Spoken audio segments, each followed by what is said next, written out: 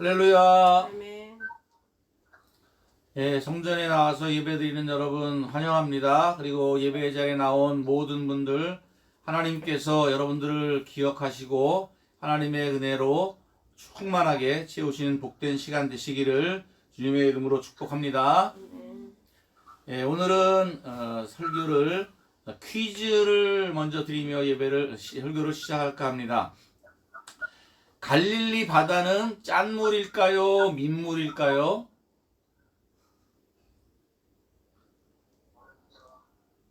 네. 짠물이라고 생각하시는 분 손 한번 들어보세요. 네. 민물이라고 생각하시는 분 손 한번 들어보세요. 예, 예, 역시 훌륭합니다. 예, 갈릴리 바다는 바다라고 부르지만 예, 호수입니다.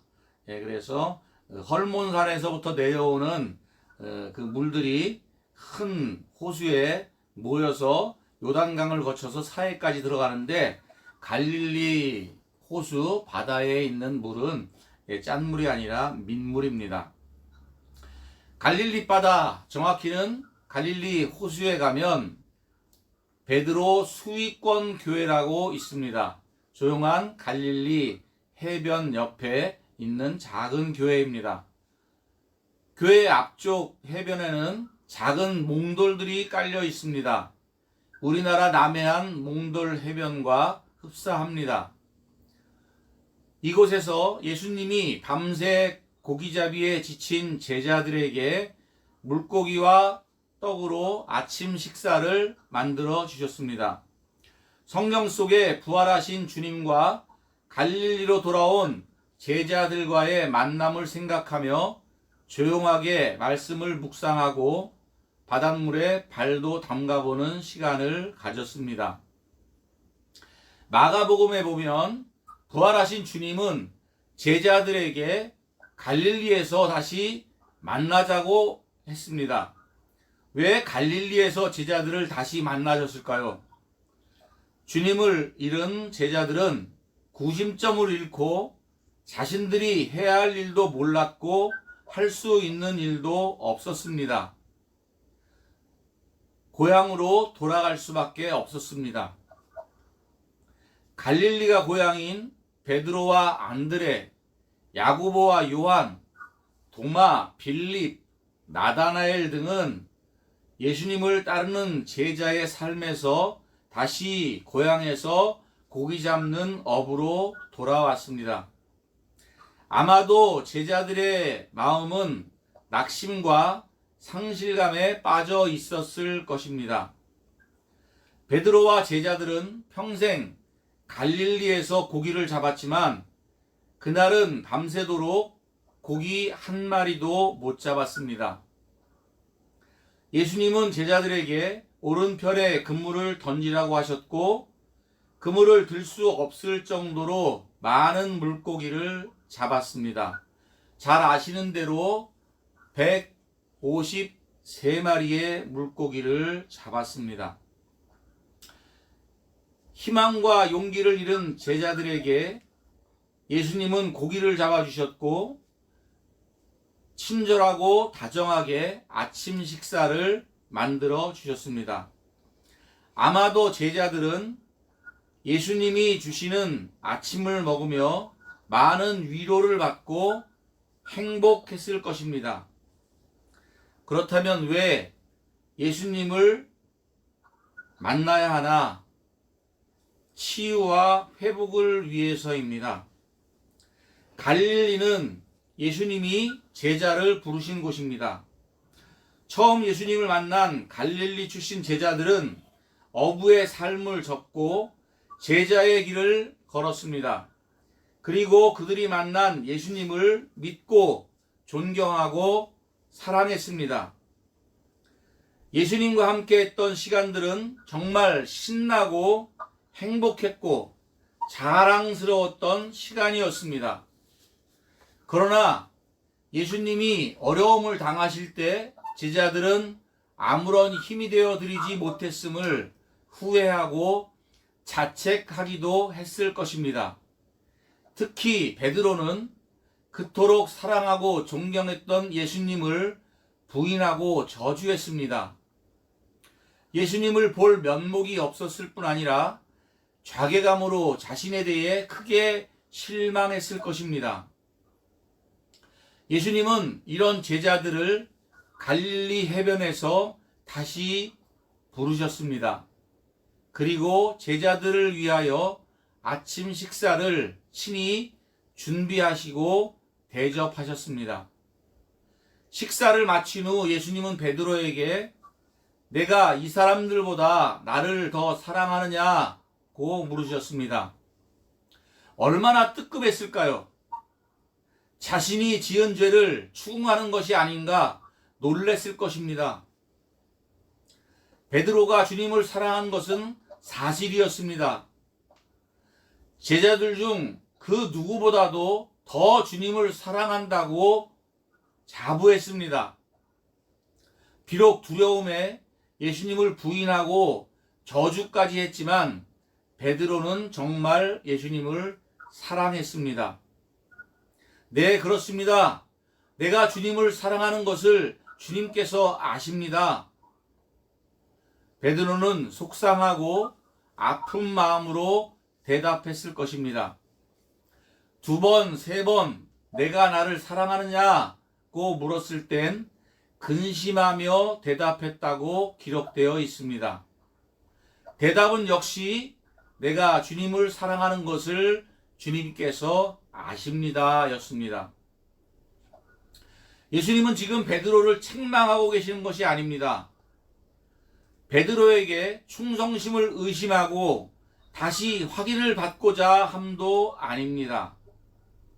내가 나를 사랑한다면 나의 어린 양을 먹이라, 나의 양을 치라, 나의 양을 먹이라고 말씀하고 계십니다. 여기에서 저는 큰 위로를 받습니다.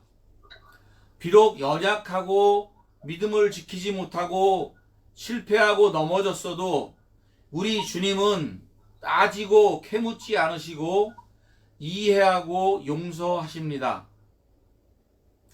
뿐만 아니라 앞으로 해야 할 일까지 맡겨주십니다.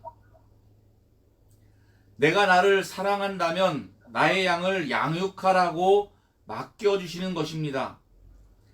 자신이 십자가에서 죽기까지 사랑한 소중한 양들을 돌보는 중책을 주셨습니다. 베드로는 예수님이 자신을 얼마나 사랑하는지 이때 비로소 알았을 것입니다. 베드로는 완전히 주님과의 관계가 회복되었습니다.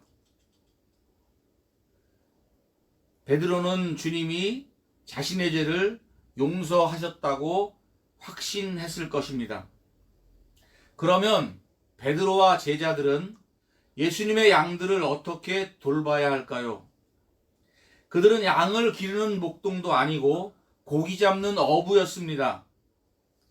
이제는 영혼을 먹이고 기르고 돌보는 것이 베드로와 제자들에게 주신 새로운 사명입니다. 어린 양을 먹이고 양을 기르고 돌보는 일이 제자들이 해야 할 일입니다. 베드로와 제자들은 그다지 좋은 학벌을 가지지 못했고 권세자도 부자도 아니었습니다. 영혼을 양육하는 일은 세상 학문이나 물질이나 세상 권세로 하는 것이 아닙니다. 만약 그런 것이 필요했다면 베드로와 제자들보다 제사장들과 서기관, 율법사들이 더 적합했을 것입니다. 그러나 예수님은 제자들을 택하셨습니다. 제자들은 예수님의 기대에 부응했고 초대교회의 대부흥을 이루고 전 세계에 복음이 전파되는 기초를 닦았습니다. 코로나19를 지나며 한국 교회와 성도들이 민낯이 드러나게 되었습니다. 많은 성도들이 교회를 떠났고 앞으로도 떠날 것이라고 합니다. 21세기 교회연구소의 공동조사에 의하면 10년 후에 교회를 다니지 않게 될 거라고 답변하는 청년들이 40%에 달했습니다. 아예 신앙을 버리게 될 거라고 대답하는 사람들도 7%나 되었습니다. 크리스찬 청년 인구는 2% 이하라는 조사도 있습니다. 미국 선교회에서 한국이 미전도 종족이므로 선교사를 파송해야 한다고 말하고 있습니다. 이러한 상황이 지속된다면 한국 교회는 텅 빈 유럽이나 미국 교회의 길을 걷게 될 것입니다. 군인교회도 마찬가지입니다. 크리스찬 청년들이 줄어든다면 군인교회도 존재할 이유가 없어질 것입니다. 한번 세례교인은 영원한 크리스찬이라는 이야기로 스스로 만족하며 위로했던 모 부대는 장병의 60%가 넘는 기독교인 수를 자랑했지만 과연 그들의 마음에 진실된 믿음이 있었는가를 주님만이 아실 것입니다. 휴가나 상점 마일리지를 받기 위해 교회에 나오는 것과 맛있는 간식을 먹기 위해 예배 자리에 나오는 것조차 신앙의 모습으로 착각해서는 안 될 것입니다. 저는 이 코로나19를 지나며 기도하고 생각했습니다. 군인교회 목회를 어떻게 해야 하나? 텅 빈 교회와 영상예배의 참여 인원이 전무하다시피 하고 다행히 본교회의 영상예배를 참석한다고 하지만 과연 그 숫자가 얼마나 될까 하는 것입니다. 내가 가지고 있는 것이 너무나 없기에 어떻게 군인교회를, 어떻게 대한민국의 사랑하는 청년들을 위하여 목회를 할 수 있을까? 정말로 힘들고 어려운 시간을 보내며 생각했습니다. 일반 교회도 역시 별반 다를 것이 없습니다. 많은 크고 작은 교회 목사님들이 빈자리를 보며 안타까워하고 있습니다. 이제 우리들은 예수님이 제자들에게 말씀하신 것을 기억하며 영혼들을 먹이고 돌보고 양육해야 할 것입니다. 목양의 첫 번째는 복음을 전하여 제자를 삼아 세례를 베푸는 것입니다. 예수님은 그리스도시요 하나님의 아들이라는 복음을 전파해야 합니다. 아멘. 믿는 자는 구원을 얻는다고 말씀하셨습니다. 원 복음에 능력이 있습니다. 복음의 능력을 믿으시기 바랍니다. 세상에 많은 영혼은 목말라 신음하고 있습니다. 어둠 속에서 방황하고 있습니다. 저들을 구원할 복음을 가지고 나아가야 합니다. 두 번째는 예수님의 가르침을 올바로 가르쳐 지키게 해야 합니다. 하나님의 말씀을 아는 것에 그치는 것은 그 지식을 자랑하는 것밖에 안 됩니다. 헬라어나 라틴어 몇 글자 안다고 또는 성경 몇 구절 암송한다고 마치 대단한 신앙을 가진 것으로 여겨서도 안 됩니다. 유명한 목사님들의 설교를 듣는다고 마치 자신이 대단한 영성의 소유자라도 된 것처럼 생각해서도 안 됩니다. 예수님의 가르침을 따라 살아야 합니다. 예수님은 분명히 내가 가르치는 것을 지키게 하라고 말씀하셨습니다. 세 번째는 성령의 인도하심을 따라야 합니다. 복음을 전하고 가르치고 양육하는 것을 세상적인 방법이나 힘으로 되는 것이 아닙니다. 예수님이 제자들에게 성령이 오실 때까지 기다리라고 하셨습니다. 성령이 임한 제자들은 예수님을 전하는 증인이 되었습니다. 사랑하는 군종 재직 여러분, 복음을 들고 나가기가 두려우십니까? 성령이 우리의 마음 가운데에 충만하게 임하셔서 우리의 마음 가운데에 하나님의 마음을 부어주시고 복음을 전하고자 하는 불같은 마음이 일어날 때까지 기다리십시오. 그러면 하나님께서 여러분의 마음을 감동시키시고 여러분을 통해서 많은 영혼들을 성령께서 구원하실 것을 믿습니다.